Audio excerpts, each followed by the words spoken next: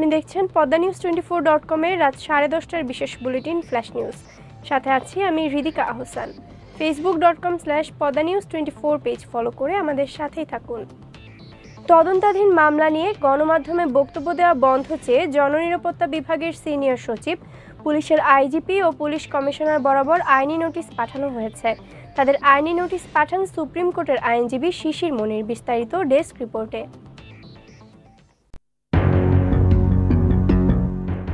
MP Anwarul Azim আনার হত্যা মামলা সহ তদন্তাধীন মামলায় গণমাধ্যমে বক্তব্য দেওয়া বন্ধ চেয়ে সরকারকে আইনি নোটিশ পাঠানো হয়েছে।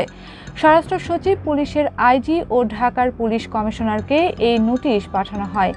বুধবার সুপ্রিম কোর্টের আইনজীবী মোহাম্মদ শিশির মনির তাদের এই নোটিশ পাঠান। বলা হয়েছে, ঝিনাইদহ ৪ আসনের সংসদ সদস্য আনোয়ারুল আজিম আনার ভারতের পশ্চিমবঙ্গে চিকিৎসার উদ্দেশ্যে গিয়ে নিখোঁজ হন। গণমাধ্যমে প্রকাশিত তথ্য অনুযায়ী তিনি নির্মম হত্যাকাণ্ডের শিকার হয়েছেন।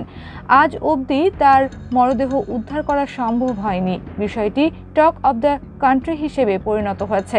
ইলেকট্রনিক্স, প্রেস ও সামাজিক যোগাযোগ মাধ্যমে রিয়েল টাইম আপডেট প্রচার করা হচ্ছে। এ বিষয়ে বাংলাদেশ ও ভারত সরকার সর্বোচ্চ গুরুত্ব দিয়ে তদন্ত করছে।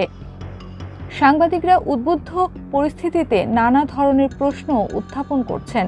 গণমাধ্যমের সামনে কর্তৃপক্ষ উত্তর দিচ্ছে।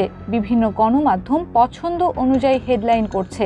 ফ্রিল্যান্সার ব্যক্তিরা খণ্ডাংশ উল্লেখ করে ইউটিউব, ফেসবুক, টিকটক সহ জনপ্রিয় সামাজিক যোগাযোগ মাধ্যমে সম্প্রচার করছেন। এ বিষয়ে হরেক রকম বিভ্রান্তিও তৈরি হচ্ছে। তাই হাইকোর্ট বলেছেন, বিভিন্ন আলোচিত অপরাধের তদন্ত চলাকালীন সময়ে পুলিশ, র্যাব সহ বিভিন্ন আইনশৃঙ্খলা বাহিনী কর্তৃক গ্রেফতার অভিযুক্ত ব্যক্তিদের সংশ্লিষ্ট আদালতে হাজির করার আগেই বিভিন্নভাবে গণমাধ্যমের সামনে উপস্থাপন করা হয়, যা অনেক সময় মানবাধিকারের দৃষ্টিভঙ্গি থেকে অমর্যাদাকর। বিভিন্ন মামলার তদন্ত সম্পর্কে অতি উৎসাহ নিয়ে গণমাধ্যমের সামনে ব্রিফিং করা হয়ে থাকে।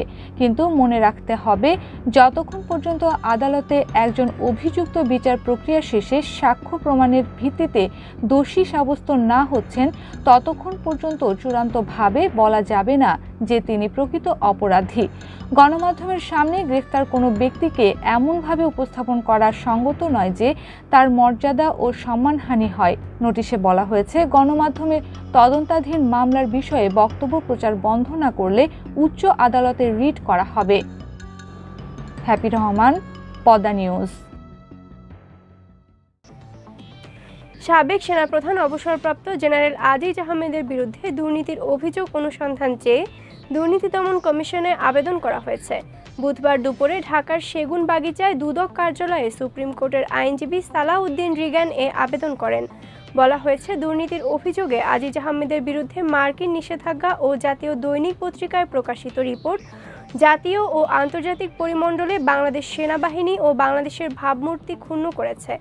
কিন্তু দুর্নীতি দমন কমিশন এত বড় অভিযোগ প্রকাশিত হওয়ার পরও অনুসন্ধানের উদ্যোগ গ্রহণ করেনি, যা দুদকের নিষ্ক্রিয়তা। রিগান জানান, আজিজের বিরুদ্ধে যে অভিযোগ উঠেছে তা আইন অনুযায়ী অনুসন্ধানের উদ্যোগ নিতে এ আবেদন করা হয়েছে। দুদক ব্যবস্থা না নিলে জনস্বার্থে হাইকোর্টে রিট দায়ের করবেন বলেও জানান তিনি। ভারতের রাজধানী নয়াদিল্লিতে বুধবার তাপমাত্রা রেকর্ড করা হয়েছে 52.3 ডিগ্রি সেলসিয়াস, যা দেশটির ইতিহাসের সর্বোচ্চ তাপমাত্রা। দেশটির সংবাদ মাধ্যম এনডিটিভি জানিয়েছে, দিল্লির মুঙ্গেশপুরে আবহাওয়া অফিস দুপুর 2:30 তাপমাত্রা 52.3 ডিগ্রি সেলসিয়াস রেকর্ড করে। অস্বাভাবিক তাপমাত্রার গরমের কারণে দিল্লির সাধারণ বাসিন্দারা পাওয়ার ইন্টেন্সিভ এসি বেশি পরিমাণ চালু করেছেন। দেশটিতে আরও যেসব জায়গায় 50 ডিগ্রি বা তারও বেশি তাপমাত্রা পরিলক্ষিত হয়েছে, সেগুলোর দুটি মরুভূমির রাজ্য রাজস্থানে রেকর্ড করা হয়েছে। তবে রাজস্থানের দক্ষিণের বিভাগ বার্মার যোধপুর, উদয়পুর, সিরোহি, জালোই বুধবার দুপুরের চেয়ে তাপমাত্রা 4 ডিগ্রি কম ছিল। আরব সাগর থেকে আসা আর্দ্র বাতাসের কারণে সেসব জায়গায় তাপমাত্রা কমেছে।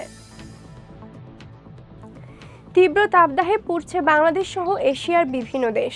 তাপমাত্রা 40 ডিগ্রি থেকে 50 ডিগ্রিতে গিয়েও ঠেকেছে কিছু স্থানে।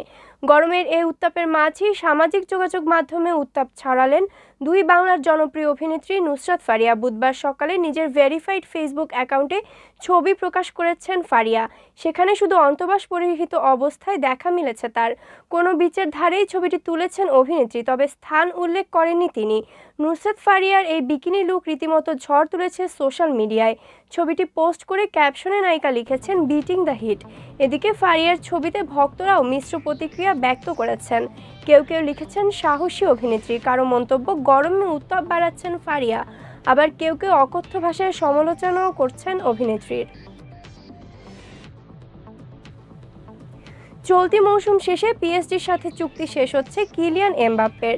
লিগ ও ফ্রেঞ্চ কাপের ফাইনালও শেষ, তাই সিজনে আর ম্যাচও বাকি নেই ফরাসি জায়ান্টদের। ফ্রি এজেন্ট হয়ে ক্লাব ছাড়াই ট্রান্সফারে এমবাপ্পের অন্য কোথাও গেলে আর্থিক কোনো বিনিময় পাবে না পিএসজি। ফরাসি সংবাদ মাধ্যম লে কিপে বলছে, এপ্রিল মাসে বেতন দেওয়া হয়নি এমবাপ্পেকে। একই সঙ্গে গত ফেব্রুয়ারিতে যে বোনাস পাওয়ার কথা ছিল তার, সেটিও আটকে দিয়েছে পিএসজি কর্তৃপক্ষ। বেতন ও বোনাস মিলিয়ে সদস্য সাবেক ক্লাবের কাছে 80 মিলিয়ন ইউরো পাবেন ফরাসি সুপারস্টার। ক্লাব দাবি করছে তারা ভুলবশত তার পাওনা পরিশোধ করেনি, কিন্তু আসল ঘটনা ভিন্ন বলে ধারণা করা হচ্ছে। বিশ্বকাপ জয়ী এই খেলোয়াড়কে কোণঠাসা করে ফেলতেই এ পথ ধরেছে ক্লাবটি। গুরুত্বপূর্ণ সব সংবাদ জানতে poddanews24.com-এর বিশেষ বুলেটিন ফ্ল্যাশ নিউজ দেখবেন প্রতিদিন সন্ধ্যা 6:30, রাত 8:30 ও রাত 10:30টায়। ফ্ল্যাশ নিউজ দেখতে ফেসবুকে আমাদের ফলো করুন facebook.com/poddanews24 আর ইউটিউবে সাবস্ক্রাইব করুন youtube.com/poddanews24 চ্যানেলটি। নিয়মিত দেশ বিদেশের আপডেট সব সংবাদ জানতে ভিজিট করুন মাল্টিমিডিয়া নিউজ পোর্টাল poddanews24.com। পরবর্তী ফ্ল্যাশ নিউজ দেখার আমন্ত্রণ জানিয়ে বিদায় নিচ্ছি আমি হৃদিকা আহসান। ভালো থাকুন, সুস্থ থাকুন।